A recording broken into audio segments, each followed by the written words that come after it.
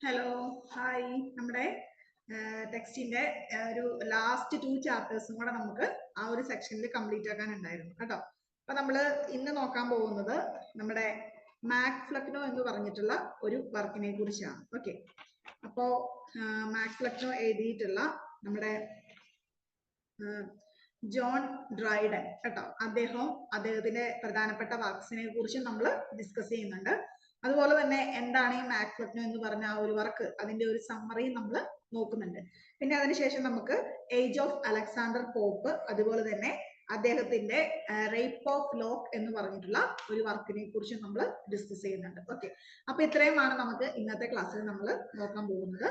അപ്പോൾ ലിസിഡസും അതുപോലെ തന്നെ നമ്മുടെ എന്താണ് ഡച്ചസ് ഓഫ് മാൽഫി ഒക്കെ നമ്മൾ ഈ ഒരു ക്ലാസ്സിന് മുമ്പത്തെ ക്ലാസ് ഇട്ടിട്ടുണ്ട്. അപ്പൊ അതൊക്കെ ക്ലാസ് കാണാത്തവര് അതൊക്കെ കാണുക കേട്ടോ. അപ്പൊ ഈ രണ്ട് ഇതും കൂടെ കൂടുമ്പോൾ നമ്മുടെ ഈ ഒരു ടെക്സ്റ്റിലെ നമുക്ക് കംപ്ലീറ്റ് ആക്കാം.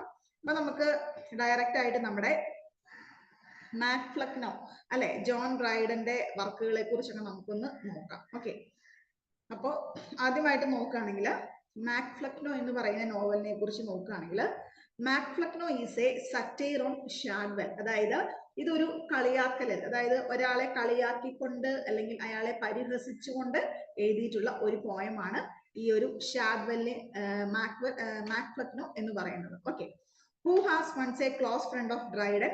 The poem was reply to Shadwell.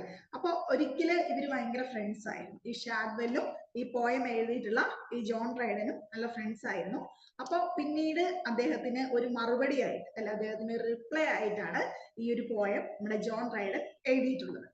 അപ്പോൾ എന്താണ് മാക് ഫ്ലക്നോയിലെ ഒരു സമ്മറി എന്ന് നമുക്ക് നോക്കാം കേട്ടോ, എന്തൊക്കെയാണ് ആ പോയറ്റിൽ പറഞ്ഞിരിക്കുന്നത്.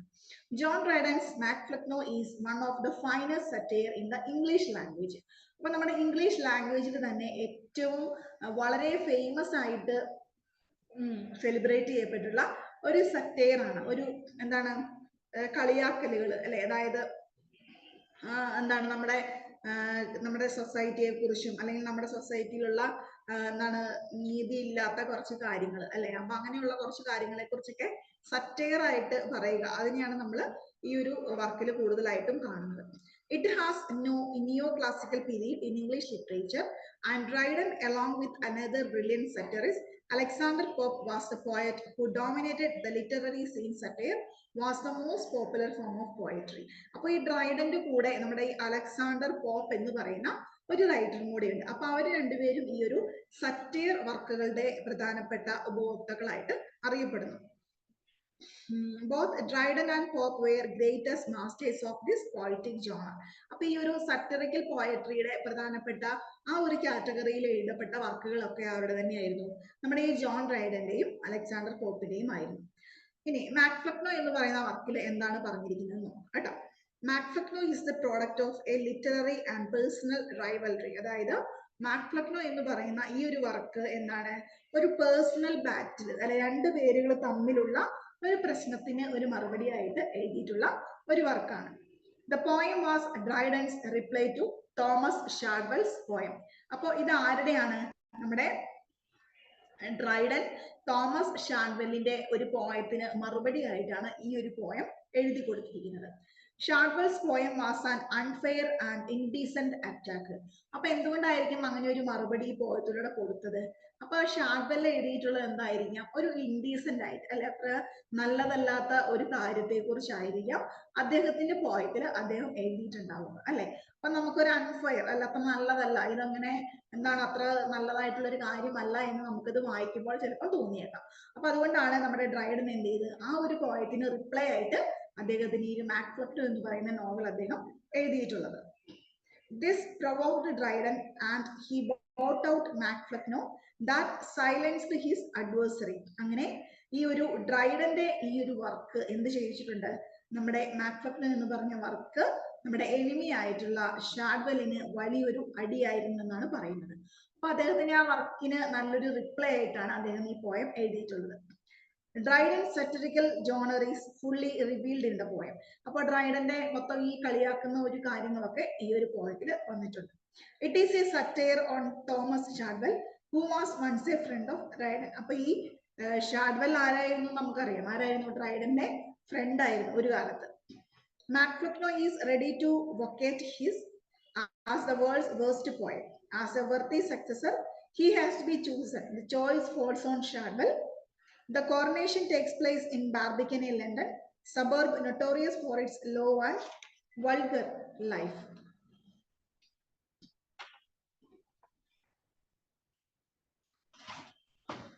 And the events are presented in an absurd, ridiculous manner. അപ്പൊ ഇതിനകത്ത് പറയുന്നത് എന്താണ്? ഇവിടെ ഒരു പട്ടം, അതായത് നമ്മുടെ സ്ഥാനാരോഹണം എന്നൊക്കെ പറയില്ല, അതായത് രാജാവായിട്ട് അവരോധിക്കപ്പെടുന്ന ഒരു സമയം. അപ്പൊ അങ്ങനെ ഒരു സെറിമണി അല്ലെ, രാജാവായിട്ട് ഇങ്ങനെ നിയമിക്കുന്ന ആ ഒരു ചടങ്ങൊക്കെ അവിടെ നടക്കുന്നുണ്ട്. The events are presented in an absurd, ridiculous manner. ആ ഈ ഒരു ഈവന്റിനെയൊക്കെ വളരെ അബ്സേർഡ് ആയിട്ടാണ്, വളരെ റിഡിക്കുലസ് ആയിട്ട്, വളരെ മോശമായിട്ടാണ് അവിടെ ചിത്രീകരിച്ചിരിക്കുന്നത്. Dryden uses illusions, paradise and quotations profusely to ridicule the great hero of the poem. അപ്പോൾ ഡ്രൈഡൻ എന്ത് ചെയ്തിട്ടുണ്ട്? ആ ഒരു ആളെ അല്ലെ, ആ ഒരു പേഴ്സണെ അവിടെ, ഹീറോയിനെ വളരെ എന്താണ് ഒക്കെ കൂടെ ഉപയോഗിച്ചിട്ടാണ് അദ്ദേഹത്തെ അവിടെ വാഴ്ത്തിയിരിക്കുന്നത്. The gross stupidity of Shadwell is highlighted from the beginning of all the songs of Flecknoe. അപ്പോൾ ഈ ഒരു പോയത്തിന്റെ ആദ്യം തൊട്ട് എന്തുണ്ട്? ഈ എന്താണ് അവിടെ ഒരു ഡ്രൈഡൻ അല്ലെ, ഡ്രൈഡൻ എന്ത് ചെയ്തിട്ടുണ്ട്? ഷാഡ്വെല്ലിനെ ഹൈലൈറ്റ് ചെയ്തിട്ടുണ്ട് അല്ലെ. ഷാഡ്വെല്ലിന്റെ എല്ലാം എന്താണ് ചെയ്യുന്നത്, അല്ലെങ്കിൽ അവനെതിരെ നല്ലൊരു തിരിച്ചടിയായിട്ട് ആ പോയത്തിലെ ഓരോ ലൈൻസും വായിച്ചിട്ടുണ്ടെങ്കിൽ നമുക്ക് മനസ്സിലാക്കാം. Shadwell is dullest and therefore by nature the fittest to succeed his father. അതുകൊണ്ട് തന്നെ ഷാഡ്വെൽ എന്തായിട്ടുണ്ട്? അദ്ദേഹം ഈ ഒരു പോയത്തിന്റെ തിരിച്ചടി കിട്ടിയപ്പോൾ അദ്ദേഹത്തിന് ഒരു തളർച്ച, ഒരു ക്ഷീണമൊക്കെ അനുഭവപ്പെട്ടു. His stupidity is of such comprehensive nature. Take the rest to home, find meaning, make prehensive. But Shadwell never deviates into sense. Shadwell is described as a giant of man, but a pygmy intellectually. Thus nature designed him to be the great monarch of dullness. അപ്പോൾ ഈ Shadwell എന്താണ്? വളരെ വലിയൊരു giant മാൻ അല്ല, വളരെ ഭീമാകാരനായിട്ടൊരു മനുഷ്യനൊക്കെ ആയിട്ടാണ് ഷാഡ്വെല്ലിനെ ഇവിടെ പറഞ്ഞിരിക്കുന്നത്. Flecknoe himself was the king of the kingdom of dullness. He says he was only a John the Baptist preparing the way to the great Jesus Christ. അപ്പോൾ ഈ മാക്ഫ്ലെക്നോ എന്താ പറയുന്നത്? ഫ്ലെക്നോ പറയുന്നത് ഞാൻ എന്തിലേക്കുള്ളതാണ്? ഞാൻ ജീസസിലേക്കുള്ള വഴി തേടുന്ന ഒരു രാജാവാണെന്നാണ് നമ്മുടെ ഫ്ലെക്നോ ആ ഒരു കിങ്ങിന്റെ ഒരു സ്ഥാനമൊക്കെ കിട്ടി സ്ഥാനാരോഹണമൊക്കെ നടത്തി കഴിയുമ്പോൾ പറയുന്നത്. Irony is the most potent weapon Dryden yield in his literary warfare. Hardwell's enormous stupidity is highlighted throughout the poem. അപ്പോൾ ഇതിനകത്ത് അയണി എന്ന് പറയുന്നതും ഈ ഒരു പ്ലേയില് വളരെ, അല്ലെ ഈ ഒരു പോയത്തിൽ വളരെ ഇമ്പോർട്ടന്റ് ആയിട്ട് പറഞ്ഞിട്ടുള്ള ഒരു മാറ്ററാണ്. അതുപോലെ തന്നെ ഷാഡ്വെല്ലിന്റെ സ്റ്റുപ്പിഡിറ്റി ആണ് ഇതിനകത്ത് ഹൈലൈറ്റ് ആയിട്ട് നിൽക്കുന്നത്. The man's corpulence, his maintained belly and his addiction to opium are referred to apart from the attack on his adversary's personal attributes. ഇവിടെ ഓപ്പിയം, അതായത് മയക്കുമരുന്ന് അങ്ങനെയുള്ളതിനൊക്കെ ഒരുപാട് അടിമയായിട്ടുള്ള അല്ലെ അഡിക്ഷൻ ആയിട്ടുള്ള ആളുകളാണെന്നൊക്കെ ഇവരെ കുറിച്ച് പറയപ്പെടുന്നുണ്ട്. Dryden uses most of the poems to criticize the poetic talent of his rival. Macflukno is designed to be a mock heroic poem, so the interest is always focused on his aspect.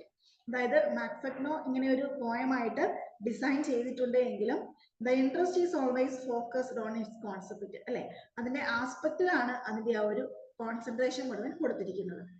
Macflukno poetry employs a satirical device in which the great and the silly are brought together and combined. This way, the absurd sensual effect is largely increased. For this purpose, Dryden has chosen events and characters from the Bible and ancient history. അപ്പോൾ ഇതിനകത്ത് വേണ്ടിയിട്ട് Dryden എന്ത് ചെയ്തിട്ടുണ്ട്? കുറച്ച് ക്യാരക്ടേഴ്സിനെയൊക്കെ ബൈബിളിൽ നിന്നും അതുപോലെ തന്നെ ആൻഷ്യന്റ് ഹിസ്റ്ററിയിൽ നിന്നും ഒക്കെ ഇതിനകത്ത് റെഫറൻസ് ആയിട്ട് കൊടുത്തിട്ടുണ്ട്. Shadwell is selected and put on the throne of stupidity in a coronation which is described in detail. അപ്പോൾ ഷാഡ്വെൽ എന്ത് ചെയ്തിട്ടുണ്ട്? അവരുടെ ആ ഒരു സ്ഥാനം കിട്ടുന്നതിന് വേണ്ടിയിട്ടുള്ള ചടങ്ങുകളൊക്കെ വളരെ സ്റ്റുപ്പിഡിറ്റി ആയിട്ടാണ് ഇവിടെ പറഞ്ഞിട്ടുള്ളത്. It is as if the audience is witnessing the coronation of a great king who is destined to rule a vast empire. അതുകൊണ്ട് തന്നെ ഒരു വാസ്റ്റ് എംപയർ, ഒരു കൊള്ളില്ലാത്ത ഒരു രാജ്യം അല്ലെങ്കിൽ ഒന്നുമില്ലാത്ത ഒരു രാജ്യം ഭരിക്കാൻ പോകുന്ന ഒരു കിങ് ആയിട്ടാണ് നമുക്കിവിടെ കാണാനായിട്ട് പറ്റുക.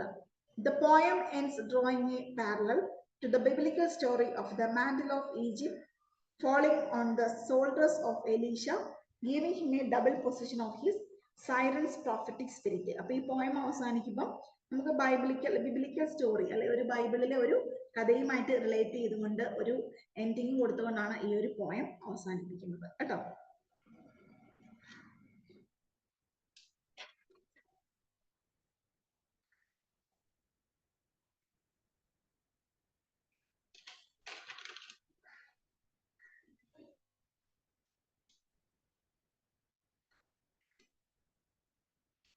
ഓക്കെ, അത്രയാണ് ആ ഒരു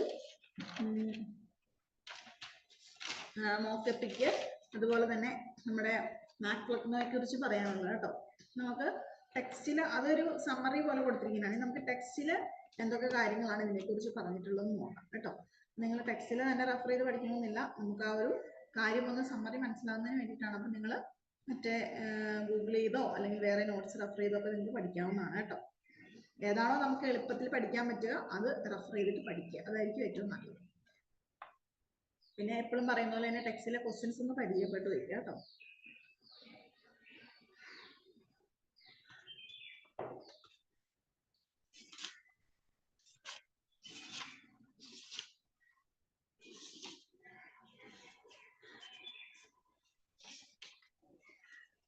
നിങ്ങൾ പേജ് നമ്പർ അല്ല, നമ്മുടെ ഈ മാക്ലക്നോ റീഡിംഗ് ദ പോയം എന്ന് പറഞ്ഞ ഈ ഒരു ടൈറ്റിൽ കണ്ടോ ഇതെടുത്ത് നോക്കിയിട്ടുണ്ടെങ്കിൽ നിങ്ങൾക്ക് തന്നെ അറിയാം വളരെ ഒരു ലോങ് പോയമാണ് അല്ല. അപ്പൊ ഈ സ്റ്റാൻസുകൾ മുഴുവൻ വായിച്ചിട്ട് നമുക്ക് അതിന്റെ ഒരു സമ്മറി മീനിങ് പറയാൻ വളരെ ഡിഫിക്കൽട്ടാണ് അല്ലെ. നമുക്ക് നമ്മുടെ സമയം കുറവുകൊണ്ട് മൂലവും നമുക്ക് നടക്കില്ല. അപ്പൊ അതുകൊണ്ട് തന്നെയാണ് നമ്മൾ വളരെ എളുപ്പത്തിൽ വളരെ ഷോർട്ടാക്കിയുള്ള ഒരു സമ്മറിയാണ് ഞാനിപ്പോ പറഞ്ഞത് കേട്ടോ. അപ്പൊ അതിന് ഒരു ഇൻട്രൊഡക്ഷൻ പാർട്ട് ഇവിടെ കൊടുത്തിട്ടുണ്ട്. അപ്പൊ നമുക്ക് ജസ്റ്റ് എന്താണെന്നൊന്ന് നോക്കാം കേട്ടോ. ആ ഒരു ഇൻട്രൊഡക്ഷനും അതിന്റെ ഒരു അനാലിസിസും കൂടെ വെക്കുമ്പോൾ നമുക്ക് ഏകദേശം എന്താണ് ഈ ഒരു മാക്ലക്നോയിൽ പറഞ്ഞിട്ടുള്ളതെന്ന് മനസ്സിലാവും കേട്ടോ.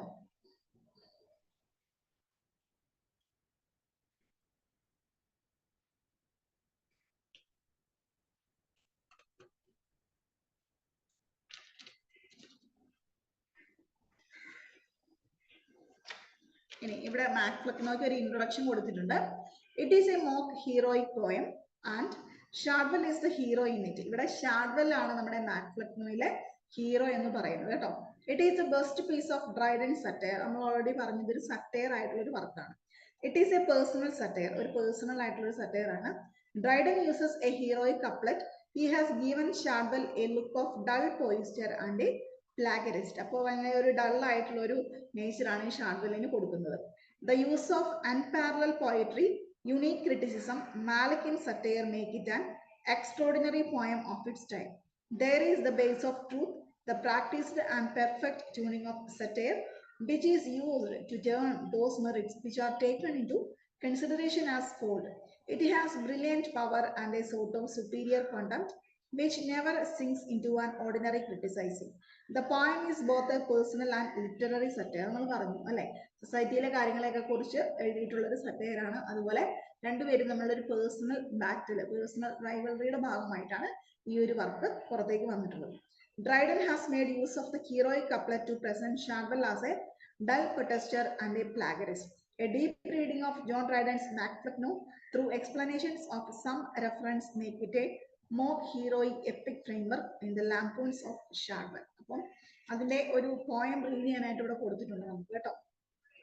It has King of Nonsense, Richard Flecknoe, looking for a next king to be thrown and settlement of Thomas Shadwell. The next the poem is a version of 1684.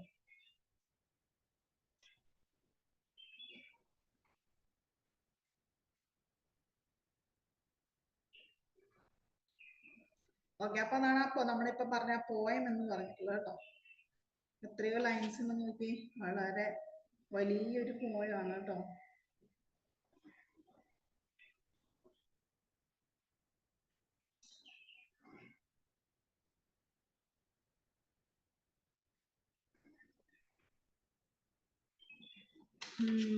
Okay, അപ്പൊ നിങ്ങള് പോയം നിങ്ങൾക്ക് വേണമെങ്കിൽ ഒന്ന് വായിച്ചു നോക്കാം. പോയത്തിന്റെ തൊട്ട് താഴെ ഈ ഇവിടെ ആയിട്ട് നോട്ട്സ് എന്ന് പറഞ്ഞ് കൊടുത്തിരിക്കുന്നുണ്ടോ, അത് പോയത്തിൽ യൂസ് ചെയ്തിട്ടുള്ള ചില ഷോർട്ട് ഫോമുകളുടെ ഫുൾ ആയിട്ടുള്ളൊരു ഫുൾ ഫോം ആണ് കൊടുത്തിരിക്കുന്നത്.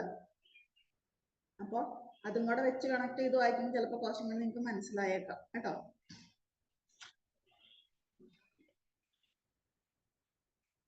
ഇവിടെ നമ്മുടെ പോയത്തിൽ നിന്നുള്ള ചോദ്യങ്ങളൊക്കെ കൊടുത്തിട്ടുണ്ട്, നമുക്ക് അതൊന്ന് അനലൈസ് ചെയ്യാം. Who was Thomas Shadwell? ഇവിടെ ഷാഡ്വെല്ലും നമ്മുടെ ഡ്രൈഡനും ഒക്കെയാണ് ഈ പോയത്തിലെ മെയിൻ ആയിട്ടുള്ള ക്യാരക്ടേഴ്സ് നമ്മൾ പറഞ്ഞു അല്ലെ, അവരാണ് പ്രധാനപ്പെട്ട ആളുകൾ. അപ്പൊ ഇവരൊക്കെ ആരാണെന്ന് നമ്മൾ അറിഞ്ഞിരിക്കണം അല്ലെ. എന്താണ്? He was an English poet. ഈ ഷാഡ്വെൽ എന്ന് പറയുന്ന ആരാണ്? ഷാഡ്വെല്ലിനുള്ള ഒരു റിപ്ലൈ ആയിട്ടാണ് ഡ്രൈഡൻ ഈ പോയം എഴുതിയിട്ടുള്ളത്. അപ്പൊ ആരാണ് ഈ Shadwell? He was an English poet. ഈ ഷാഡ്വെൽ എന്ന് പറയുന്നത് ഒരു ഇംഗ്ലീഷ് പോയിറ്റ് ആണ്. ആൻഡ് പ്ലേ റൈറ്റ്, ഒരു എഴുത്തുകാരനും കൂടിയാണ്, ഒരു പ്ലേ റൈറ്റും കൂടിയാണ്. In the 17th century, who was awarded poet laureate after Dryden in 1689. ഇപ്പോൾ നമ്മുടെ ഡ്രൈഡന് ശേഷം പോയിറ്റ് ലോറേറ്റ് പ്രൈസ് ഒക്കെ കിട്ടിയിട്ടുള്ള ഒരാളാണ് നമ്മുടെ ഈ ഒരു തോമസ് ഷാഡ്വെൽ. അപ്പൊ അദ്ദേഹം ഒരു എഴുത്തുകാരനാണ്. Which English playwright, poet and literary critic in the 17th century does Dryden compare Shadwell's physical appearance to? Dryden compared his appearance to Ben Jonson. ഡ്രൈഡന്റെ ആ ഒരു അപ്പിയറൻസ് ഒക്കെ ബെൻ ജോൺസൺ എന്ന് പറയുന്ന ഒരു എഴുത്തുകാരനുമായിട്ട് സാമ്യം ഉണ്ടെന്നാണ് പറയുന്നത്. What did John Dryden think of Thomas Shadwell? ഇവിടെ ഡ്രൈഡൻ നമ്മുടെ ഈ ഷാഡ്വെല്ലിനെ കുറിച്ച് എന്താണ് ചിന്തിച്ചിട്ടുള്ളത്? എന്താണ്? He thought that Shadwell did not deserve to be a writer. അപ്പൊ ഷാഡ്വെല്ല് എന്താണ്? ഒരു പോയറ്റ് ആണെന്ന് പറഞ്ഞു അല്ലെ. അപ്പൊ നമ്മൾ ഈ ഒരു സമ്മറി വായിച്ചപ്പോൾ കണ്ടു അദ്ദേഹത്തിന് ഒരു ഡള്ളായിട്ട് അല്ലെ, അദ്ദേഹം ഒരു കൊള്ളില്ലാത്തവനാണ്, അല്ലെങ്കിൽ ഈസ് നോട്ട് ഇൻ യൂസ് അല്ലെ, അദ്ദേഹത്തിന് ഒരു എന്താണ് നല്ലൊരു പോയറ്റ് അല്ല, ഒരു റൈറ്റർ അല്ല എന്നൊക്കെ കാണിക്കാൻ വേണ്ടിയിട്ട് ഡ്രൈഡൻ ഒരുപാട് ശ്രമിച്ചിട്ടുണ്ട്. അപ്പോൾ ഡ്രൈഡൻ എന്താണ് ചിന്തിക്കുന്നത്? Shadwell did not deserve to be a writer. അദ്ദേഹത്തിന് ഒരു റൈറ്റർ ആകാനുള്ള ഒരു യോഗ്യതയും ഇല്ല എന്നാണ് ഡ്രൈഡന്റെ അഭിപ്രായം.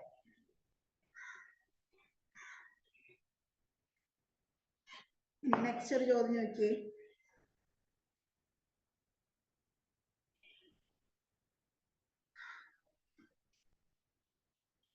ഓക്കെ, എട്ടാമത്തെ ചോദ്യം നോക്കിയേ. Would you call me Mac Flecknoe a comic fantasy? ഈ മാക്ഫെക്നോ എന്ന് പറയുന്ന വർക്ക് ഒരു കോമിക് ഫാന്റസി ആണ് നിങ്ങൾ വിചാരിക്കുന്നത്? എന്താണ് answer? It is A comic satire. Dryden has earned co-created comic characters, events and funny physical appearances. He created the kingdom of nonsense, where Fecno is a stupid poet and the king of stupid poet. Shadwell is shown as a fool, forty, witty poet who often fight with people without any serious game. അപ്പൊ ഇവരൊക്കെ എന്താണ് ഭയങ്കര comic ആയിട്ടുള്ള കുറച്ച് elements എന്ന് വെച്ചിട്ടുണ്ടെങ്കിൽ നമ്മുടെ ഈ ഒരു ഷാഡ്വെല്ലിനെയും അതുപോലെ തന്നെ ഫ്ലെക്നോയിനെയും മാക്ഫ്ലെക്നോയിനെയും ഒക്കെ വളരെ കൊള്ളില്ലാത്ത ആളുകളായിട്ട് അല്ലെ, വളരെ സ്റ്റുപ്പിഡിറ്റി നോൺസെൻസ് മാത്രം പറയുന്ന പോയിറ്റുകളായിട്ടാണ് ഇവിടെ ചിത്രീകരിച്ചിരിക്കുന്നത്. He is totally fooled with his actions. 12 vultures or voles are seen to guarantee Shadwell's reign. These stupid predictions make the reader laugh by comparing vultures and owls to Shadwell. It has lost respect on the part of Shadwell. Shadwell was non-witty and senseless. അപ്പോൾ Shadwell എന്താണ്? ഭയങ്കര വിറ്റി, non വിറ്റി and senseless അല്ലെ, ഒരു സെൻസും ഇല്ലാത്ത ഭയങ്കര nonsense and മാത്രം എഴുതുന്ന ഒരു പോയിന്റ് ആയിട്ടാണ് പറഞ്ഞിരിക്കുന്നത്. His tragedies gave one laughter right. അദ്ദേഹത്തിന്റെ ട്രാജഡി ഒക്കെ വായിച്ചിട്ടുണ്ടെങ്കിൽ നമുക്ക് ചിരി വരും എന്നാണ് പറയുന്നത്. And his comedies make one sleeps as they are too boring. അതുപോലെ തന്നെ അദ്ദേഹത്തിന്റെ വർക്ക്സ് കോമഡീസ് ഒക്കെ വായിച്ചിട്ടുണ്ടെങ്കിൽ നമുക്ക് കോമഡി ഒന്നും തോന്നില്ല, പകരം നമ്മൾ ഉറങ്ങിപ്പോകും. അപ്പൊ അദ്ദേഹം ഒരു കൊള്ളാത്ത പോയിന്റ് ആണെന്ന് വരുത്തി തീർക്കാൻ വേണ്ടിയിട്ട് ഡ്രൈഡൻ ഒരുപാട് ശ്രമിക്കുന്നുണ്ട്. ഓക്കെ, ഇനി ഇവിടെ കൊടുത്തിട്ടുണ്ട് കേട്ടോ, നമുക്ക് പഠിക്കാനുള്ള ക്വസ്റ്റ്യൻസ് ഒക്കെ വളരെ ഇമ്പോർട്ടന്റ് ആയിട്ട് കൊടുത്തിട്ടുണ്ട്. Analyse the poem Mac Flecknoe. Mac Flecknoe എന്ന് പറയുന്ന പോയം അനലൈസ് ചെയ്യുക അല്ലെ. Write a few lines from some important characters of Mac Flecknoe. ഫ്ലെക്നോയിലെ പ്രധാനപ്പെട്ട ക്യാരക്ടേഴ്സിനെ കുറിച്ച് എഴുതാൻ. ആരൊക്കെയായിരുന്നു ക്യാരക്ടേഴ്സ്? റിച്ചാർഡ് മാക്ഫെക്നോ ഉണ്ട്, അതുപോലെ തന്നെ ഷാഡ്വെൽ ഉണ്ട്, അതുപോലെ തന്നെ ഡ്രൈഡൻ ഉണ്ട് അല്ലെ. ഡ്രൈഡൻ ഈ 3 ആളുകളാണ് കേട്ടോ. പിന്നെ അഗസ്റ്റസ്, ബെൻ ജോൺസൺ, ചാൾസ് ഒക്കെ ഉണ്ട്. അതൊക്കെ നമ്മൾ പറഞ്ഞു അല്ലെ, ഹിസ്റ്ററിയിൽ നിന്ന് റെഫറൻസ് ഒക്കെ ഇവിടെ എടുത്തിട്ടുണ്ട്. ഓക്കെ, അത്രയുമാണ് അതിന്റെ ഒരു ഇൻട്രഡക്ഷൻ പാർട്ടായിട്ട് കൊടുത്തിരിക്കുന്നത് കേട്ടോ. ഇനി ഇതിന്റെ ഒരു സമ്മറി, മാക്ഫെക്നോ സമ്മറി ആൻഡ് എക്സ്പ്ലനേഷൻ എന്ന് പറഞ്ഞ് ചാപ്റ്റർ 11 കൊടുത്തിട്ടുണ്ട് കേട്ടോ. 11 സറ്റയർ നമ്മൾ പറഞ്ഞു, സമ്മറി നമ്മൾ അനലൈസ് ചെയ്തതാണ്. എങ്കിലും നിങ്ങൾക്ക് കുറച്ചും കൂടെ പഠിക്കാൻ ഏതാണ് എളുപ്പമെന്ന് വെച്ചിട്ടുണ്ടെങ്കിൽ ടെക്സ്റ്റിലെ വേണമെങ്കിൽ ടെക്സ്റ്റിലെ പഠിക്കാം, അല്ലെങ്കിൽ എനിക്ക് റെഫർ ചെയ്ത് പഠിക്കാം കേട്ടോ. It is a satire poem of 217 lines. 217 lines ഉള്ള ഒരു പോയമാണ് ഈ മാക്ഫെക്നോ എന്ന് പറയുന്നത്. And a personal attack on his former friend Thomas Shadwell അല്ലെ. നമ്മൾ പറഞ്ഞു തോമസ് ഷാഡ്വെൽ ഒരിക്കൽ ഡ്രൈഡന്റെ ഫ്രണ്ട് ആയിരുന്നു, അദ്ദേഹത്തിനെതിരെയുള്ള ഒരു ആക്രമണം, ഒരു അറ്റാക്ക് ആയിട്ടാണ് ഈ പോയം എഴുതിയിട്ടുള്ളത്. He replied back to Dryden through his poem The Medal 1682. അപ്പോൾ ഡ്രൈഡന് തിരിച്ചു മറുപടിയായിട്ട് ഷാഡ്വെല്ലും എന്ത് എഴുതിയിട്ടുണ്ട്, ഒരു പോയം എഴുതിയിട്ടുണ്ട്. അതിന്റെ പേര് ദ മെഡൽ എന്നാണ് കേട്ടോ. ഹ്യൂമറസ്ലി ഇൻസൾട്ടിങ് ഹിം എന്നാണ്, വളരെ ഹ്യൂമറസ് ആയിട്ടാണ് അദ്ദേഹത്തെ ഇൻസൾട്ട് ചെയ്യുന്നത്. Shadwell is well-known playwright and a poet. His framing for Shadwell is imaginary and incredible. He has used all the elements of epic into his poem. It is written in more heroic verse. He added simile, satire, diction, vocabulary, and heroic action.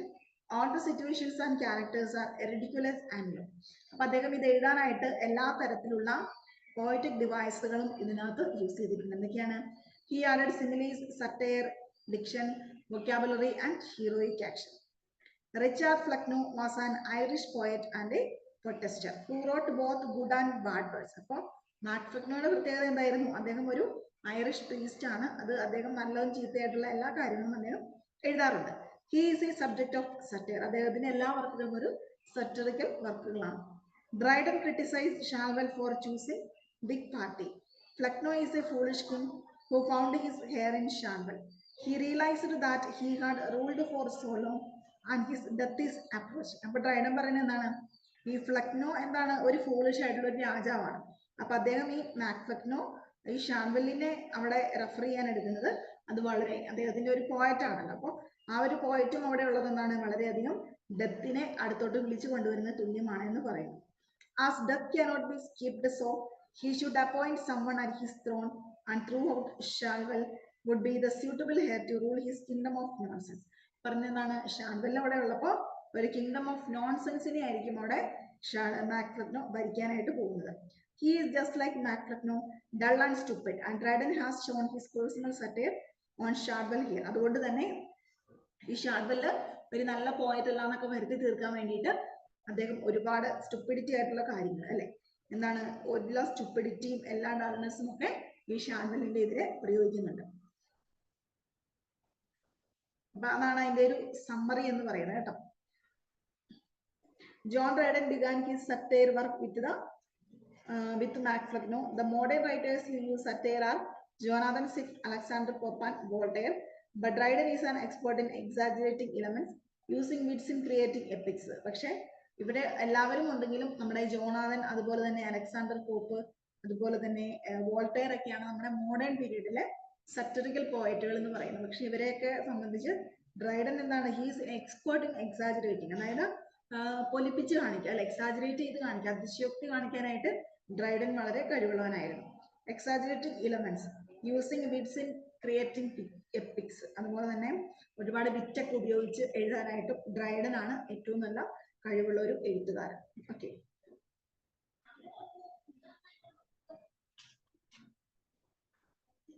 Question answers ഒക്കെ കൊടുത്തിട്ടുണ്ട്, അതൊക്കെ വായിച്ചു നോക്കുക കേട്ടോ. ഈ പറഞ്ഞ കാര്യങ്ങളൊക്കെ തന്നെ മറ്റുള്ള രീതിയിൽ മറിച്ചും തിരിച്ചും ഒക്കെ ചോദിച്ചിട്ടുള്ളതാണ് കേട്ടോ.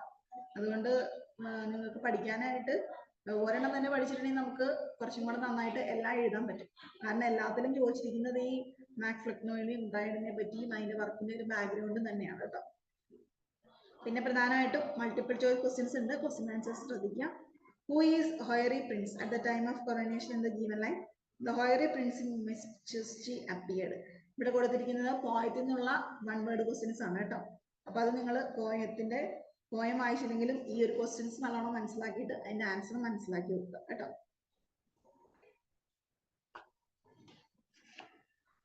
വലിയ പോയമും എസ്സേ ഒക്കെ പഠിക്കണമെങ്കിൽ നമ്മൾ എന്ത് ചെയ്യണം? അങ്ങനെ ചെയ്യണം അല്ലെ. നമുക്ക് ക്വസ്റ്റ്യൻസ് നമ്മൾ റിപ്പീറ്റ് ചെയ്ത് വരുന്ന ഏതാണോ അത് നമ്മൾ കുറച്ചും കൂടെ തറവായിട്ട് പഠിച്ചു വെക്കുക കേട്ടോ. കാരണം അതിനകത്തുനിന്ന് ഇമ്പോർട്ടൻ്റ് ആയിട്ട് ചോദിക്കേണ്ടത് തന്നെയാണ് എപ്പോഴും ചോദിക്കുകയുള്ളൂ. ഇനി അടുത്തായിട്ട് ഇവിടെ ക്വസ്റ്റ്യൻസ് നോക്കി. ഇവിടെ വളരെ ഇമ്പോർട്ടൻ്റ് ആയിട്ടുള്ള ക്വസ്റ്റ്യൻസ് കൊടുത്തിട്ടുണ്ട്. എന്താണ്? Brief characteristics of Shadwell in the words of Dryden. ഡ്രൈഡന്റെ വാക്കുകളിൽ ഷാഡ്വെൽ ആരായിരുന്നു അല്ലെ? ഷാഡ്വെൽ ഒരു പോയറ്റ് അല്ലെങ്കിൽ ഒരു ചീത്ത പോയറ്റ് അല്ലെങ്കിൽ അത്ര കഴിവില്ലാത്തവനാണെന്ന് കാണിക്കാൻ വേണ്ടിയിട്ടാണ് നമ്മുടെ ഡ്രൈഡൻ നോക്കിയിട്ടുള്ളത്. അതൊക്കെ ഒന്ന് വായിച്ചു നോക്കാം കേട്ടോ.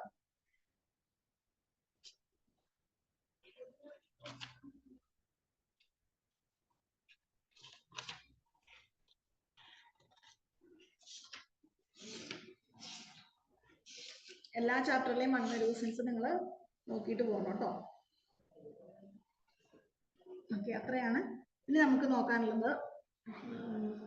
ചാപ്റ്റർ 13 ആണ് കേട്ടോ. അതായത് age of Alexander Pope. Alexander പോപ്പിന്റെ കാലഘട്ടം, അദ്ദേഹത്തിന്റെ റൈറ്റിംഗ്സും അദ്ദേഹത്തിന്റെ കാലഘട്ടവും ഒക്കെ എങ്ങനെയാണെന്ന് നോക്കാം. അതിനായിട്ട് നിങ്ങൾക്ക് ഒരു നോട്ട് ഞാൻ ഷെയർ ചെയ്യാം. ഞാൻ ഗൂഗിളിൽ നിന്ന് എടുത്തിട്ടുള്ള ഒരു നോട്ടാണ് കേട്ടോ. അപ്പോൾ ആ നോട്ട് ഷെയർ ചെയ്യുമ്പോൾ നിങ്ങൾക്ക് കുറച്ചും കൂടെ നന്നായിട്ട് മനസ്സിലാക്കും കേട്ടോ. നമ്മുടെ ടെക്സ്റ്റിലുള്ളതിനേക്കാൾ നന്നായിട്ട് മനസ്സിലാവുന്ന ഒരു നോട്ടാണ് കേട്ടോ. അതിന്റെ മലയാളം ഇംഗ്ലീഷും ഒക്കെ ഉണ്ട്, ഞാനത് ഷെയർ ചെയ്യാം. അത് കഴിഞ്ഞിട്ട്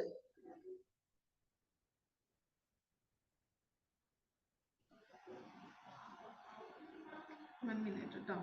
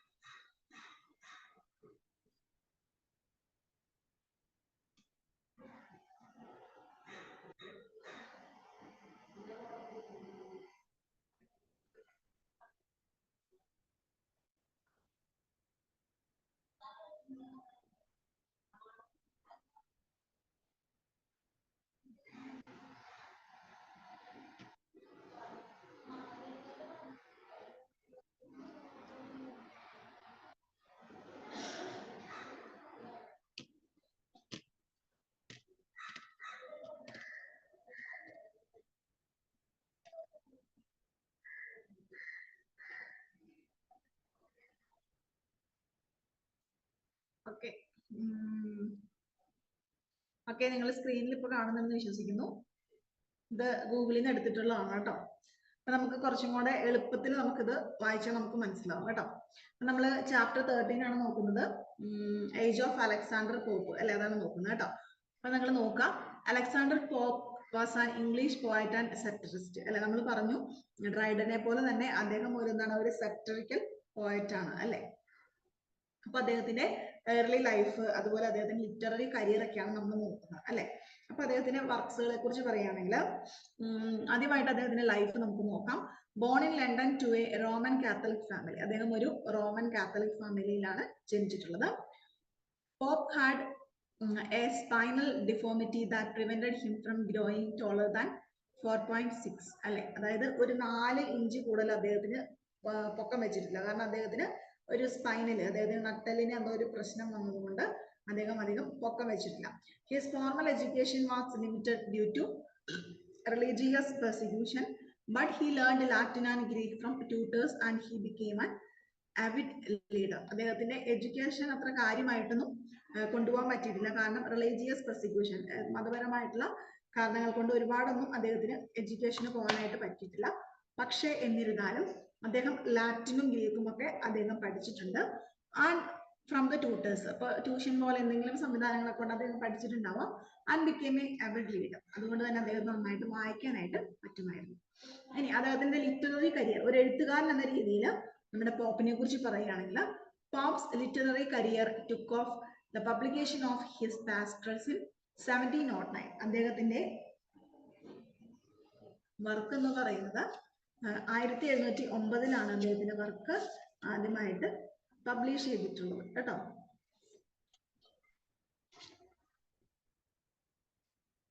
he became friends with Tory and Whigs writers. അപ്പൊ ടോറി, വിഗും ഒക്കെ നമ്മുടെ നമുക്കറിയാലോ. അപ്പൊ അവരുമൊക്കെ ആയിട്ട് വലിയ ഫ്രണ്ട്ഷിപ്പിലായിരുന്നു നമ്മുടെ അലക്സാണ്ടർ കേട്ടോ, Alexander Pope. And was accepted in to the literary community by age 17. അങ്ങനെ 17-ാമത്തെ വയസ്സിൽ അദ്ദേഹം ഒരു എഴുത്തുകാരൻ എന്ന രീതിയിൽ അദ്ദേഹം എഴുത്തിന്റെ ലോകത്തേക്ക് പ്രവേശിക്കുകയാണ്. After his father died in 77, Pope moved to Toltham with his mother, where he spent the last 25 years of his life. അങ്ങനെ അദ്ദേഹത്തിന്റെ അച്ഛന്റെ മരണത്തിന് ശേഷം അദ്ദേഹം അമ്മയുമായിട്ട് ട്വിങ്കിൻഹാമിലേക്ക് പോവുകയാണ്.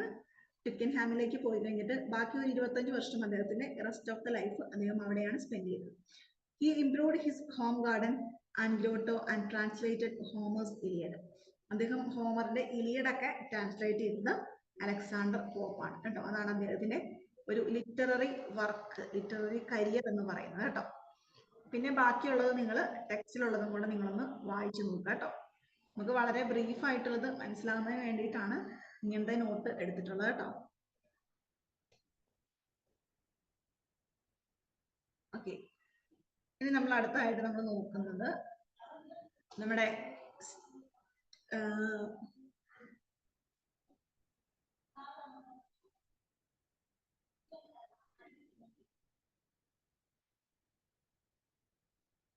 ഓക്കെ, ഇനി നമ്മൾ പോകുന്നത് നമ്മുടെ അലക്സാണ്ടർ പോപ്പിന്റെ നമ്മൾ ചാപ്റ്റർ 15 നോക്കിയാൽ കാണാം. എന്താണ്? അനാലിസിസ് ഓഫ് ക്യാൻഡോ 3 അല്ലെ, ദ റേപ്പ് ഓഫ് ലേക്ക് എന്ന് പറഞ്ഞ വർക്കിലെ ഒരു ഭാഗമാണ് നമുക്ക് ഇവിടെ പഠിക്കാനായിട്ട് അലക്സാണ്ടർ പോപ്പിന്റെ വർക്കായിട്ട് തന്നിട്ടുള്ളത് അല്ലെ. അപ്പൊ അതെന്താണ്, ആ വർക്കിൽ എന്താണ് പറഞ്ഞിട്ടുള്ളത് എന്ന് നോക്കണം. എന്താണ്? The boat arrives at Hampton. The boat arrives at Hampton Court Palace, and the ladies and gentlemen dispatch to their country amusements. After a pleasant sound of chatting and gossip, Belinda sits down with the two of the men to a game of cards.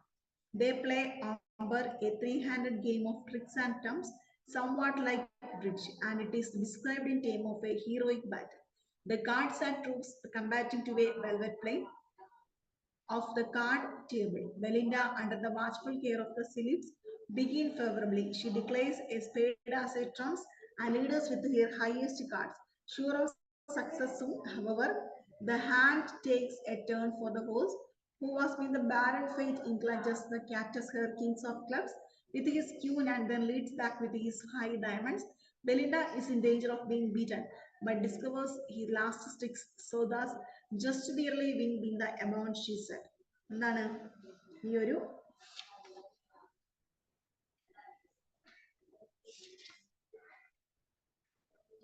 ഒരു പോയത്തിലെ കണ്ടോ?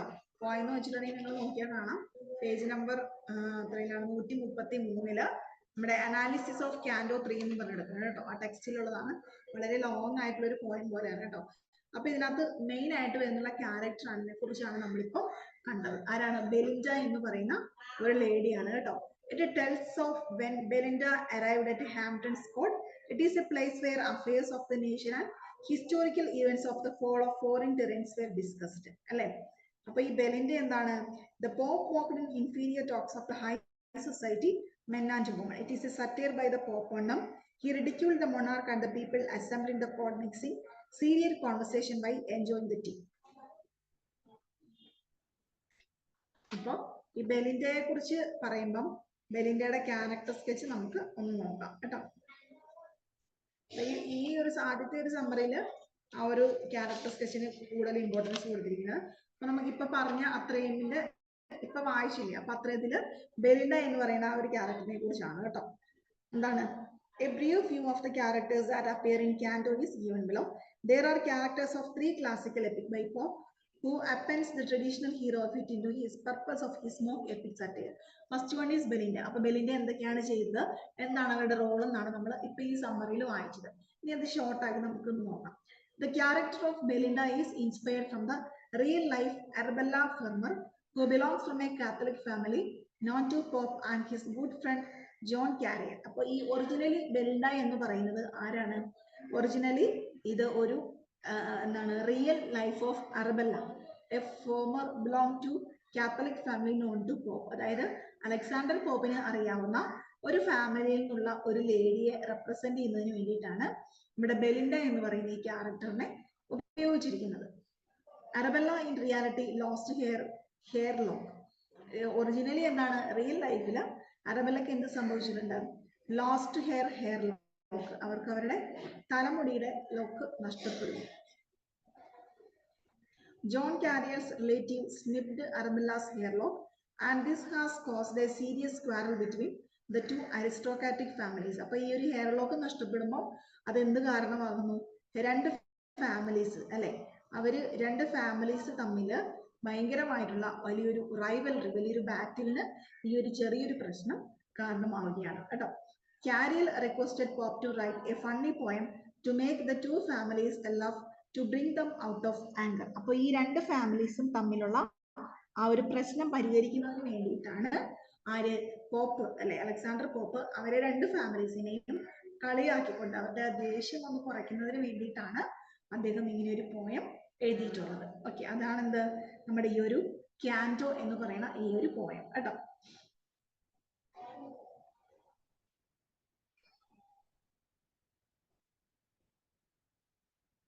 അപ്പൊ ഈ John കാരിയലിന്റെ ഫാമിലിയും അറബലയുടെ ഫാമിലിയും തമ്മിലുള്ള ആ ഒരു പിണക്കമൊക്കെ തീർക്കുന്നതിന് വേണ്ടിയിട്ടാണ് അലക്സാണ്ടർ പോപ്പ് എന്ത് ചെയ്തിട്ടുള്ളത് ഈ ഒരു പോയം എഴുതിയിട്ടുള്ളത്. Okay, he did do save writing the two verse cantos after a year of incident to reconcile the two families. അപ്പോഴാണ് 2 വർഷത്തിന് ശേഷമാണ് കേട്ടോ first 2 cantos after a year of the incident.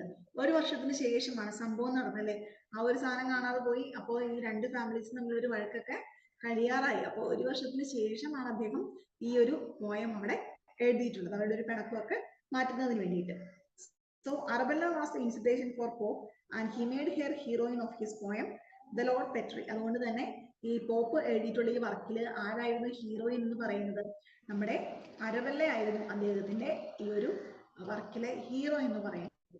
അപ്പൊ അവരെ പ്രൈസ് ചെയ്തുകൊണ്ടും അവരുടെ ആ ഒരു കാര്യങ്ങൾക്കൊക്കെ കൂടുതൽ ഇമ്പോർട്ടൻസ് കൊടുത്തുകൊണ്ടുമാണ് പോപ്പ് എന്ത് ചെയ്തിട്ടുള്ളത് ഈ ഒരു പോയം എഴുതിയിട്ടുള്ളത്.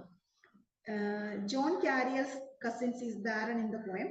He snipped the lock of hair from Arabella, which gave birth to a serious fight between the two families. അപ്പൊ ഈ അറബല്ലയുടെ ഹെയർ ലോക്ക് കാണാതെ പോകുന്നതാണ് അവര് തമ്മിലുള്ള ആ ഫാമിലീസിന് വലിയൊരു റൈവൽറി അല്ലെ. വളരെ സിമ്പിൾ ആയിട്ടുള്ള കാര്യമാണ്, പക്ഷെ അവര് തമ്മിൽ വലിയൊരു റൈവൽറി ഉണ്ടാവാനായിട്ട് കാരണമായത് ഈ ചെറിയൊരു സംഭവമാണ്. The real life situation turned into a comical poem. അപ്പൊ ഒറിജിനലി ഇങ്ങനെ ഒരു സംഭവം നടന്നതാണ് കേട്ടോ. അപ്പൊ ആ ഒരു ചെറിയൊരു സംഭവത്തിനെ കളിയാക്കിക്കൊണ്ട് എഴുതുന്നതിന് വേണ്ടിയിട്ടാണ് അദ്ദേഹം എന്ത് ഈ ഒരു പോയം എഴുതിയിട്ടുള്ളത്. എന്തിലേക്ക് വഴിമാറി? വളരെ ഫേമസ് ആയിട്ടുള്ള ഒരു പോയമായിട്ട് മാറാനായിട്ട് കാരണമായി.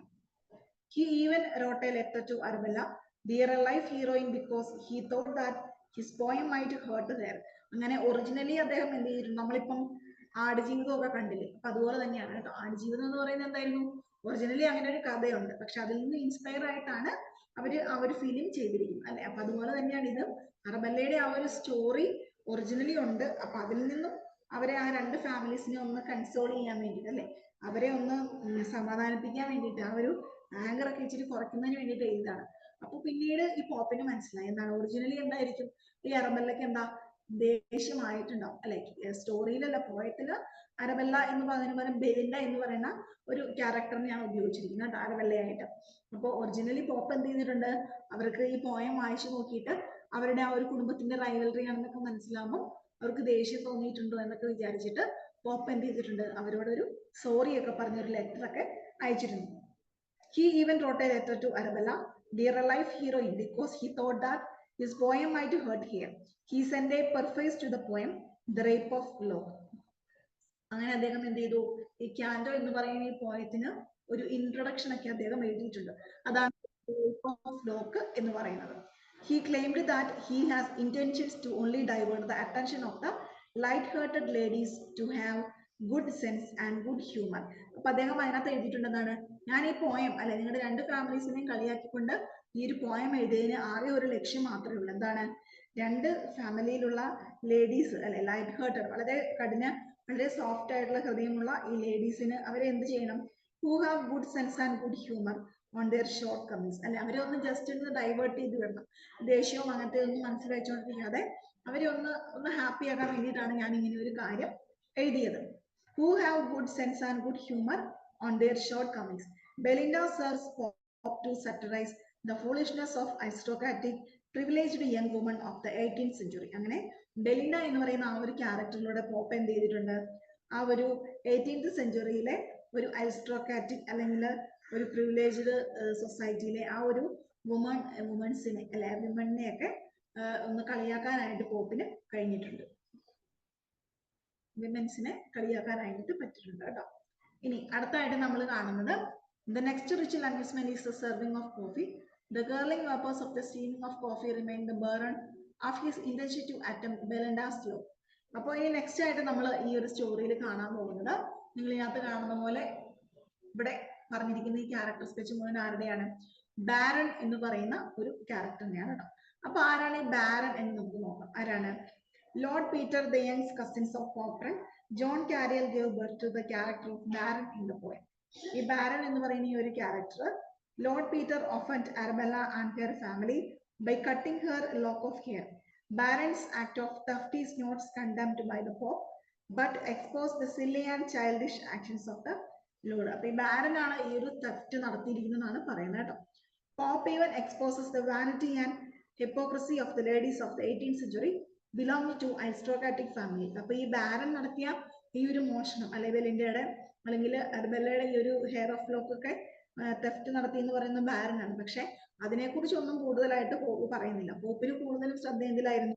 ഇന്നത്തെ കാലത്തെ 18th സെഞ്ചുറിയിലെ ഈ ഒരു vanity and hypocrisy of the ladies കേട്ടോ, ബിലോങ് വിത്ത് അരിസ്റ്റോക്രാറ്റിക് ഫാമിലീസ്, ആ ഒരു സൊസൈറ്റിയിലെ ആ ഒരു ഫാമിലിയിലെ ലേഡീസിന്റെ ആ ഒരു ഇതൊക്കെ പുറത്തേക്ക് കൊണ്ടുവരിക, അവരുടെ ആ ഒരു സ്വഭാവവും അതൊക്കെ ഒന്ന് എടുത്തു കാണിക്കുന്നതിന് വേണ്ടിയിട്ടാണ് പോപ്പ് കൂടുതലായിട്ടും ശ്രമിച്ചിട്ടുള്ളത്. The hypocrisy is seen in the false anger as though her virginity has been hurted. അപ്പൊ എന്താണ് ഹിപ്പോക്രസി? എപ്പോഴാണോ ഒരു തെറ്റായ ഒരു കാരണത്താൽ അവിടെ അവതരിപ്പിച്ചിട്ടുള്ളത്, അപ്പോഴൊക്കെ എന്ത് സംഭവിച്ചിട്ടുണ്ട്? As to her virginity has been hurted, അവരുടെ ആ ഒരു വിർജിനിറ്റിക്ക് എന്തെങ്കിലും ഒരു കുഴപ്പമൊക്കെ സംഭവിച്ചിട്ടുണ്ടാകുമെന്ന് കരുതപ്പെടും. But on the other hand she praises his act inwardly because she feels happiness and satisfaction over the attention she gets from her admirer. His courage and bravery behind his act of snipping the lock of hair is not counted under the act of heroism and manly courage. The Pope uses the act to expose the absurdity in the upper class that is enjoying their wealth, status and leisure.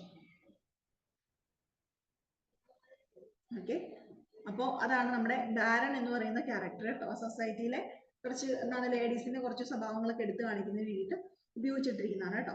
The Pope uses to act as expose the absurdity in the upper class, അതായത് upper ക്ലാസ്സിലുള്ള ലേഡീസിന്റെ അവരുടെ ഒരു എന്താണ് that is enjoying their wealth, status and leisure, അവരവരുടെ ആ ഒരു സ്റ്റാറ്റസും ലെഷറും ഒക്കെ വെൽത്തും ഒക്കെ എൻജോയ് ചെയ്യുന്നതായിട്ടും ഇവിടെ കാണിക്കുന്നുണ്ട്.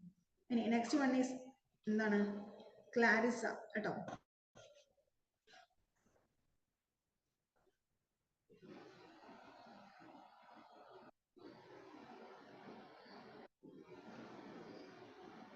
നെക്സ്റ്റ് നോക്കട്ടെ കേട്ടോ. ഇതിൻ്റെ ഒരു മലയാളം ഇത് കിടപ്പുണ്ടായിരുന്നു കേട്ടോ. കുറച്ച് ക്യാരക്ടേഴ്സ് ഒക്കെ വളരെ ഡിഫിക്കൽട്ട് ആയിട്ടാണ് ഇതിനകത്ത് കൊടുത്തിരിക്കുന്നത്. അപ്പൊ നമുക്ക് ഇത് വായിച്ച് മനസ്സിലാക്കാനായിട്ട് കുറച്ച് ബുദ്ധിമുട്ടുണ്ട് കേട്ടോ.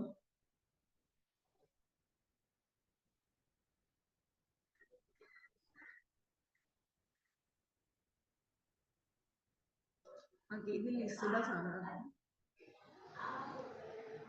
ലിസിഡസ് അല്ല, ലിസിഡസ് നമുക്ക് പറയാം. നെക്സ്റ്റ് നമുക്ക് ലിസിഡസ് കൂടെ നോക്കണം. അല്ല, ഞാനൊന്ന് നോക്കട്ടെ കേട്ടോ.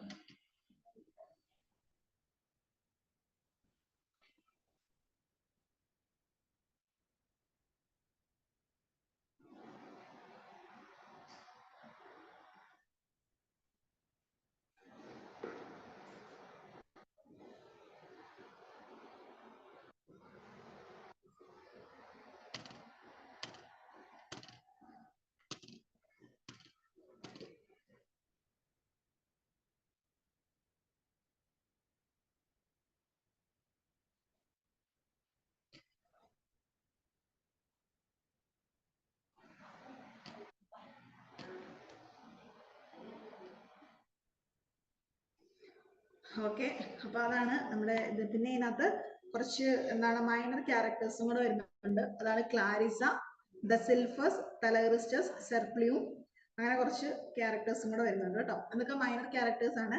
മെയിൻ ആയിട്ട് നമ്മൾ ക്യാരക്ടർ അനാലിസിസും ഡീറ്റെയിൽ ആയിട്ട് പഠിക്കുന്നത് ബെലിൻഡയെ കുറിച്ചും ബാരനെ കുറിച്ചുമാണ് കേട്ടോ.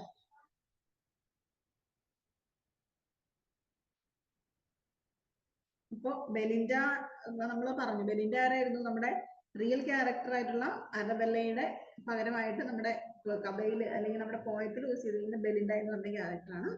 അപ്പൊ ബെലിൻഡയുടെ ആണ് ഈ ഹെയർ ലോക്ക് കാണാതായിരിക്കണം കേട്ടോ. അപ്പൊ ഈ ബാരൻ എന്ന് വെച്ചിട്ട് ആരാണ്? He's based on the real character Lord Peter.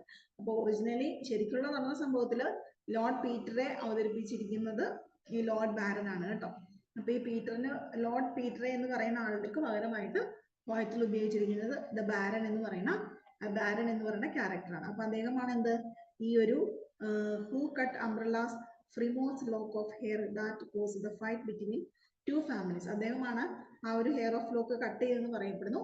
ആ ഒരൊറ്റ കാരണം കൊണ്ടാണ് ഈ രണ്ട് ഫാമിലീസ് തമ്മിലുള്ള ഇത്രയും വലിയൊരു റൈവൽറി, അവർ തമ്മിലൊരു വഴക്കിനും കാരണമായത് കേട്ടോ.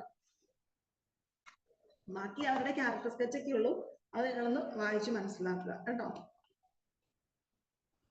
ഇനി ഇതിനകത്തെ മെയിൻ ആയിട്ടുള്ള തീംസ് പറഞ്ഞിട്ടുണ്ടെങ്കിൽ എപ്പിക്കും ഹീറോയിക് എപ്പിക്കും ഒക്കെ ഉണ്ട്. സ്റ്റൈല് കേട്ടോ, പോപ്പിന്റെ റൈറ്റിംഗ് സ്റ്റൈല് കൊടുത്തിട്ടുണ്ട്. നമ്മളിപ്പോ പറഞ്ഞായിരുന്നു അലക്സാണ്ടർ കരിയർ റൈറ്റിംഗ് സ്റ്റൈലൊക്കെ നമ്മൾ പറഞ്ഞായിരുന്നു കേട്ടോ. ഒരു ഇൻട്രൊഡക്ഷൻ വായിച്ചപ്പോൾ ജസ്റ്റ് ഒന്ന് വായിച്ചായിരുന്നു, അത് കുറച്ചും കൂടി ഇലാബറേറ്റ് ആയിട്ട് എഴുതുക കേട്ടോ. ഇനി അടുത്തായിട്ട് നമുക്ക് നോക്കാനുള്ളത് ജോൺ മിൽട്ടന്റെ ലിസിഡസ് ആണ് കേട്ടോ. ലിസിഡസ് വളരെ ഇമ്പോർട്ടന്റ് ആണ്. ഈ ഇപ്പൊ പറഞ്ഞതായിരുന്നു റേപ്പ് ഓഫ് ലോക്ക്, ക്യാൻഡോ ഒക്കെ സ്റ്റോറി ഒക്കെ ആയതുകൊണ്ട് നമുക്ക് അതിന്റെ ക്യാരക്ടർ സ്കെച്ച് മാത്രം ജസ്റ്റ് ഒന്ന് റീഡ് ചെയ്താൽ മതി. അതിനകത്തുനിന്ന് അത്രയൊക്കെ ചോദിക്കുള്ളൂ. ലിസിഡസ് ഒരു പാസ്റ്റൽ എലജി ആണ് കേട്ടോ. അതുകൊണ്ട് അത് നമുക്കൊന്ന് നല്ലോണം നോക്കണം. ലിസിഡസിന്റെ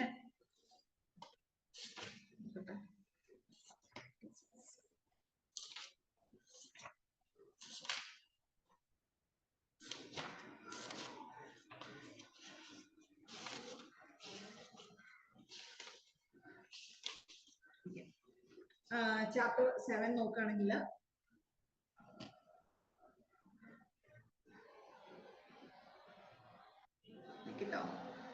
ലിസിഡസിന്റെ കാര്യം പറയുകയാണെങ്കിൽ ലിസിഡസ് എന്താണ്, എലജി ഈസ് എ പോയം അല്ലെ. ലിസിഡസ് എന്ന് പറഞ്ഞിട്ടുണ്ടെങ്കിൽ ഒരു എലജി ആണെന്ന് ഇവിടെ പറയുന്നുണ്ട്. എന്താണ് ഈ എലജി എന്ന് വെച്ചിട്ടുണ്ടെങ്കിൽ, elegy is a poem that is mean to honour our മോൺ or a dead person and may be written in the elegy couplet. അതായത് ഒരു മരിച്ചുപോയ ഒരാൾക്ക് വേണ്ടിയിട്ട് അവരുടെ ഡെത്തില് വിലപിച്ചുകൊണ്ട്, അവരുടെ ഡെത്തില് ദുഃഖം അറിയിച്ചുകൊണ്ട് നമ്മൾ എഴുതുന്നതാണ് കേട്ടോ. അങ്ങനെയുള്ളതിനെയാണ് നമ്മൾ പറയുന്നത് എലജി എന്ന് പറയുന്നത് കേട്ടോ. അപ്പൊ നമ്മുടെ ഈ എലജി റിട്ടൺ ബൈ ജോൺ മിൽട്ടന്റെ ലിസിഡാസ് എന്ന് പറയുന്ന ഒരു വർക്കും എന്താണ്, അദ്ദേഹത്തിന്റെ ഒരു എലജി ആയിട്ട് കണക്കാക്കപ്പെടുന്നു കേട്ടോ. ഇനി ഈ ഒരു എലജിയിൽ എന്താണ് പറഞ്ഞിരിക്കുന്നത് നോക്കാം. അതിനു മുമ്പായിട്ട് നമുക്ക് ഈ ജോൺ മിൽട്ടന്റെ ലൈഫ്, അദ്ദേഹത്തിന്റെ ആ ഒരു ജീവിതം എങ്ങനെയായിരുന്നു, അദ്ദേഹത്തിന്റെ ഏർലി വർക്സിനെ കുറിച്ചൊക്കെ നമുക്കൊന്ന് നോക്കാം കേട്ടോ. ഇംഗ്ലീഷ് കവി, ഞാൻ മലയാളത്തിലുള്ള ഒരു നോട്ട് കൂടെ എടുത്തിട്ടുണ്ട്, നിങ്ങൾക്ക് കുറച്ചും കൂടെ മനസ്സിലാകുന്നതിന് വേണ്ടിയിട്ടാണ് കേട്ടോ. നമുക്ക് ആദ്യം അതിന്റെ ഇംഗ്ലീഷ് മീനിങ് ഒന്ന് നോക്കാം കേട്ടോ. ഇംഗ്ലീഷ് കവി ജോൺ മിൽട്ടൺ രചിച്ച പ്രശസ്തമായ ഒരു കവിതയാണ് ലിസിഡസ് അല്ലെ. It is a very famous poem. ഇടയ വിലാപത്തിന്റെ രൂപത്തിൽ എഴുതിയിരിക്കുന്ന ഈ കൃതിയുടെ പിറവി 1637 അതായത് ഒരു ഇടയന്റെ, അതായത് ഒരു നമ്മളെ ആട്ടിടയനൊക്കെ ഉണ്ടല്ലോ, അപ്പൊ അവരുടെ ഒരു പാസ്റ്റൽ എലജി, ആ ഒരു ഇടയ വിലാപത്തിന്റെ രൂപത്തിൽ ആണ് ഈ ഒരു വർക്ക് എഴുതിയിട്ടുള്ളത്. 1193 വരികളുള്ള ലിസിഡസിന്റെ കവി അനിയതി പ്രയാസം, ഇറഗുലർ റൈംസ് പിന്തുടരും. അതായത് ഇതൊരു റൈം സ്കീമോ അങ്ങനെ റെഗുലർ ആയിട്ടൊരു റൈം അല്ല, അതൊന്നും ഇല്ലാത്ത ഒരു കവിതയാണെന്ന് പറയുന്നു. കേംബ്രിഡ്ജിൽ മിൽട്ടന്റെ സതീർത്ഥനായിരുന്ന എഡ്വേർഡ് കിങ് എന്ന യുവപ്രതിഭ 1637 ഓഗസ്റ്റ് മാസം വെയിൽസിന്റെ തീരത്ത് ഐറിഷ് കടലിൽ കപ്പൽ മുങ്ങി മരിച്ചതിനെ വിലപിച്ച് എഴുതിയ ഈ കൃതി ആദ്യം വെളിച്ചം കണ്ടത് കിങ്ങിന്റെ സ്മരണയ്ക്ക് സമർപ്പിക്കപ്പെട്ട വിലാപഗായങ്ങളുടെ 1638 ഒരു സമാഹാരത്തിലായിരുന്നു. അതായത് ഇത് എന്തിനു വേണ്ടിയിട്ടാണ്, ആർക്ക് വേണ്ടിയിട്ടാണ് ഈ ലിസിഡസ് എഴുതിയത്? നമ്മുടെ മിൽട്ടന്റെ കൂട്ടുകാരനായിരുന്ന എഡ്വേർഡ് കിങ് കേട്ടോ, മിൽട്ടന്റെ ഫ്രണ്ട് ആയിരുന്ന, ഇത് ലിസിഡസ് എഴുതിയിട്ടുള്ള ജോൺ മിൽട്ടന്റെ ഫ്രണ്ട് ആയിരുന്ന എഡ്വേർഡ് കിങ് എന്ന് പറയുന്ന ഒരു കൂട്ടുകാരൻ. അപ്പൊ അദ്ദേഹം എന്ത് ചെയ്തു, വെയിൽസിൽ വെച്ചിട്ട് വെയിൽസില് ഐറിഷ് കടൽ തീരത്ത് കപ്പൽ മുങ്ങി മരിച്ചു. അപ്പോൾ അദ്ദേഹത്തിന്റെ ആ ഒരു മരണത്തിന് ദുഃഖം രേഖപ്പെടുത്തിക്കൊണ്ട് അദ്ദേഹം ആ കപ്പൽ മുങ്ങി മരിച്ചതിന്റെ ആ ഒരു വിലാപത്തിൽ എഴുതി, ആ ഒരു ദുഃഖത്തിലാണ് ഈ ഒരു ലിസിഡസ് എന്ന് പറയുന്ന ഈ വർക്ക് എഴുതിയിട്ടുള്ളത് കേട്ടോ. പിന്നെ ഗ്രീക്ക് ലത്തീൻ ഭാഷകളിലെ കവിതകളിൽ ഉൾപ്പെടുത്തുന്ന ആദ്യ സമാഹാരത്തിലെ ഇംഗ്ലീഷ് കവിതകളിൽ ഒന്നായിരുന്നു ലിസിഡസ്. അപ്പോൾ ഈ ഇതിനകത്ത് വളരെ ഇമ്പോർട്ടന്റ് ആയിട്ട് അദ്ദേഹത്തിന്റെ മരണത്തില് ദുഃഖം രേഖപ്പെടുത്തിക്കൊണ്ടാണ് നമ്മുടെ ജോൺ മിൽട്ടൺ ഈ ഒരു വർക്ക് എഴുതിയിട്ടുള്ളത് കേട്ടോ. അപ്പൊ ലിസിഡസ് എന്താന്ന് മനസ്സിലായല്ലോ, ഇതൊരു പാസ്റ്ററൽ എലജിയാണ്. അതുപോലെ തന്നെ അദ്ദേഹത്തിന്റെ ഫ്രണ്ട് ആയിരുന്ന എഡ്വേർഡ് നിക്കിന്റെ മരണത്തില് ശോകം അറിയിച്ചുകൊണ്ടാണ് അദ്ദേഹം ഇത് എഴുതിയിട്ടുള്ളത് കേട്ടോ.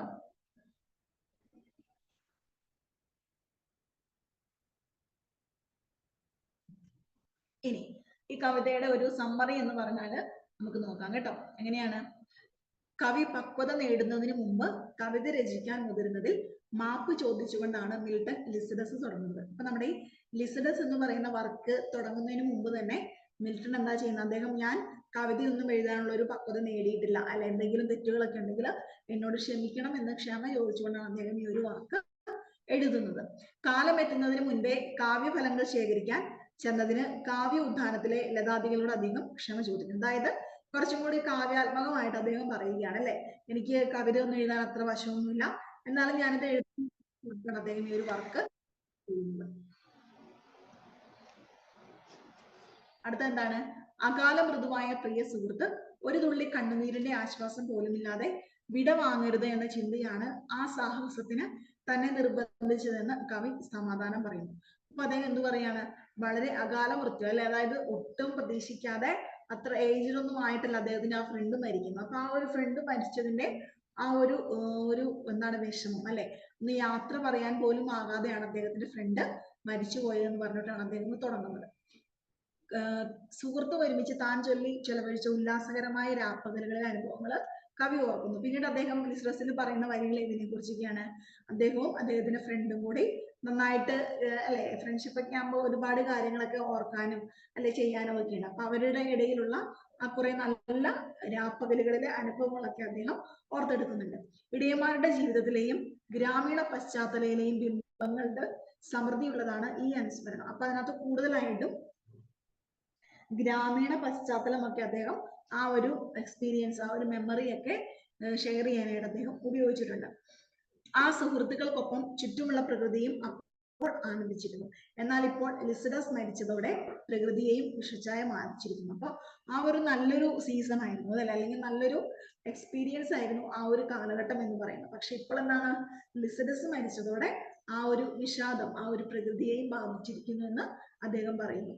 കരുണാരഹിതമായ അഗാധത തന്റെ സുഹൃത്തിനെ വിഴുങ്ങിയപ്പോൾ അവൻ എവിടെയായിരുന്നു എന്ന് കവി ജലകന്യകളോട് ചോദിക്കുന്നു. അപ്പൊ കുറച്ച് കാവ്യാത്മകമായിട്ടുള്ള കുറെ കാര്യങ്ങളാണ് പിന്നീട് അദ്ദേഹം പറയുന്നത്. അപ്പൊ ആക്ച്വലി അദ്ദേഹത്തിന്റെ ആ ഒരു ഫ്രണ്ടിന്റെ ആ ഒരു ഓർമ്മകളും അവരുടെ ആ ഒരു വേദനയിലുള്ള ഒരു വിഷമങ്ങളും ഒക്കെയാണ് ഷെയർ ചെയ്യുന്നത്. അപ്പൊ കുറച്ചും കൂടെ പോയറ്റിക്കലി അദ്ദേഹം എഴുതിയിട്ടുണ്ടെന്ന് എന്താണ്? അവനിങ്ങനെ മരിക്കാനായിട്ട്, അല്ലെ, കടൽത്തീരത്ത് വെച്ചാണ് മരിച്ചത്. അപ്പൊ വെള്ളം അവനെ വിഴുങ്ങാനായിട്ട് വന്നപ്പോൾ എവിടെയായിരുന്നു, അല്ലെ, അവൻ എന്തെടുക്കുകയായിരുന്നു, അവന്, അല്ലെ, നിങ്ങൾ എവിടെയായിരുന്നു എന്ന് ജലകന്യകളോട് അദ്ദേഹം ചോദിക്കുകയാണ്.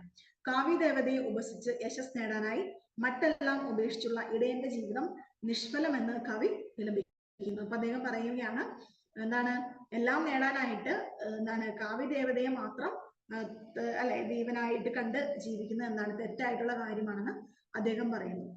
അവരുടെ യശോഹോമത്തെ വിധിയുടെ കൊയ്ത്തരമാൻ വിഫലമാക്കുന്നു. അപ്പൊ അങ്ങനെ ഒരുപാട് ആഗ്രഹങ്ങളൊക്കെ ആയിട്ട് ജീവിച്ച ഒരു ഫ്രണ്ട് ആയിരുന്നു, അല്ലെ, അദ്ദേഹത്തിന്റെ ഫ്രണ്ടിനും എന്തായിരുന്നു?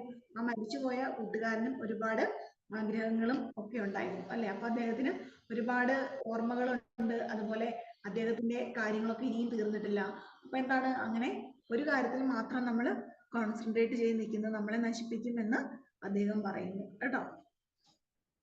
പിന്നെ അദ്ദേഹം അവസാനമായിട്ട്, പിന്നെ ഈ പോയറ്റിക്കലി അറിയാലോ, പോയറ്റ് എന്ന് പറയുമ്പം അവര് ഒരു ലൈൻ തന്നെ ഒരുപാട് മീനിങ് ആയിട്ട് കുറെ കാര്യങ്ങൾ കമ്പാരിസണും ഒക്കെ നടത്തിയിട്ടാണ് ആ ഒരു ലൈൻ ക്ലോസ് ചെയ്യുക.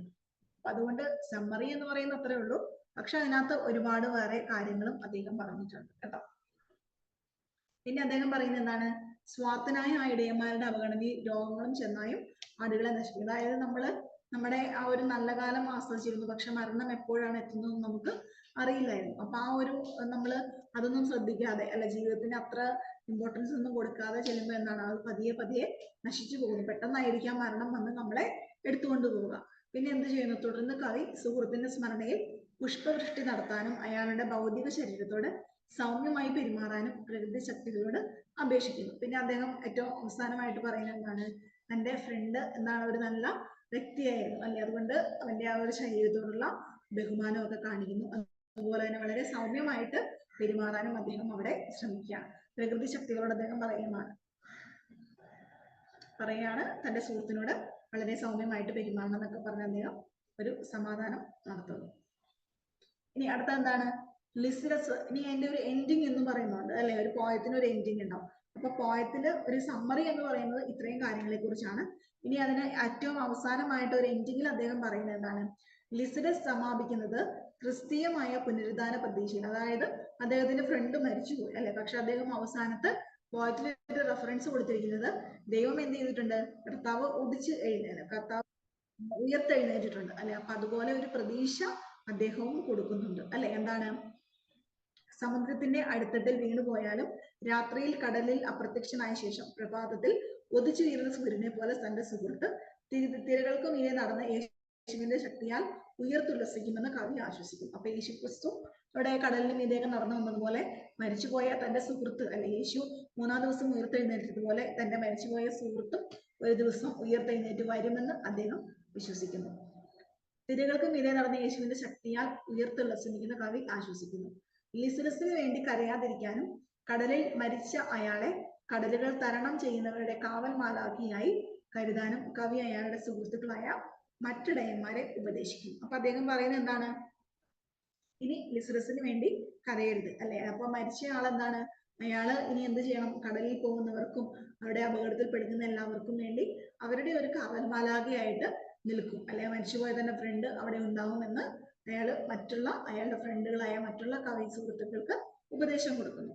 അടുത്ത പ്രഭാതത്തിന് വാഗ്ദാനമായ പുത്തൻ കാനങ്ങളുടെയും പുതിയ മേച്ചിൽപ്പുറങ്ങളുടെയും സൂചനയാണ് ലിസിഡസിലെ അവസാന വരികളിലുള്ളത്. അപ്പൊ എന്താണ്?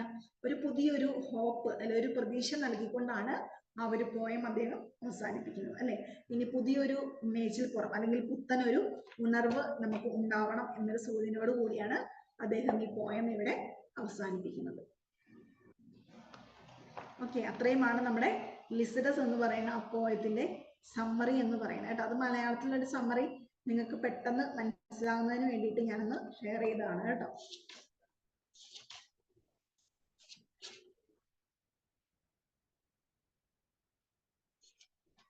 ഇവിടെ നിങ്ങൾ പേജ് നമ്പർ 57 നോക്കിയാൽ കാണാം. നമ്മുടെ ഈ ഒരു ലിസിഡസ് അല്ലെ, പേജ് നമ്പർ 57 നോക്കിയാൽ കാണാം ലിസിഡസിൽ എന്തൊക്കെയാണ് ഇവിടെ കണ്ടോ.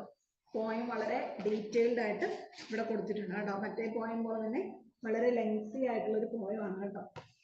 അപ്പൊ ഇത്രയുമാണ് ഇതിന്റെ സമ്മറി എന്ന് പറയുന്നത്. അത് തന്നെ വളരെ ഡീറ്റെയിലിംഗ് ആയിട്ട് കൊടുത്തിരിക്കുന്നതാണ് കേട്ടോ.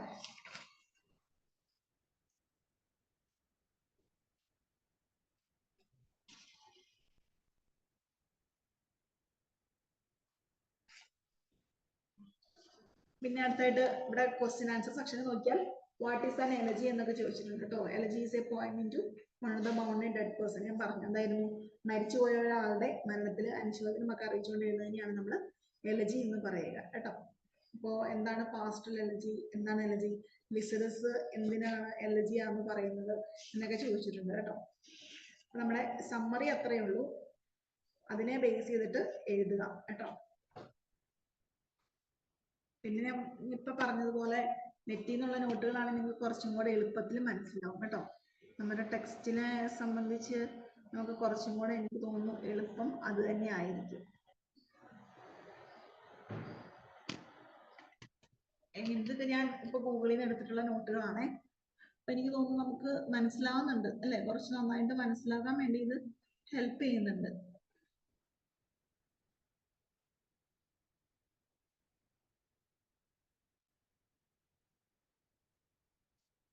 ഓക്കെ, അപ്പൊ അത്രേ ഉള്ളൂ നോട്ട്സ്. പിന്നെ നിങ്ങൾ നോക്കുക കേട്ടോ, വായിച്ചു നോക്കുക. എല്ലാ ക്വസ്റ്റ്യൻസും ഒന്നുകൂടെ വായിച്ചു നോക്കുക. സമ്മറി എല്ലാത്തിൻ്റെയും പറഞ്ഞിട്ടുണ്ട്. ബാക്കി ക്വസ്റ്റ്യൻസ് മനസ്സിലാക്കിയിട്ട് ഒന്നുകൂടെ വായിച്ചു നോക്കുക. കൂടുതലും നെറ്റിൽ നിന്നുള്ള നോട്ട്സ് ഒക്കെ റെഫർ ചെയ്ത് എളുപ്പമായിരിക്കും. പിന്നെ ടെക്സ്റ്റൽ ക്വസ്റ്റ്യൻസ് ഒന്ന് പരിചയപ്പെട്ടിട്ട് പോകും കേട്ടോ. ഓക്കെ, അത്രേ ഉള്ളൂ. ഇനി എന്തെങ്കിലും ക്വസ്റ്റ്യൻ ആൻസേഴ്സ്, ഏതെങ്കിലും ക്വസ്റ്റ്യൻസിന്റെ അറിയാനുണ്ടെങ്കിൽ നിങ്ങൾ ചോദിക്കുക കേട്ടോ. സമ്മറി എല്ലാത്തിനെ ഒന്ന് മനസ്സിലാക്കിയിട്ട് അതിനനുസരിച്ച് ആൻസേഴ്സ് എഴുതാനായിട്ട് നോക്കുക. Okay, thank you.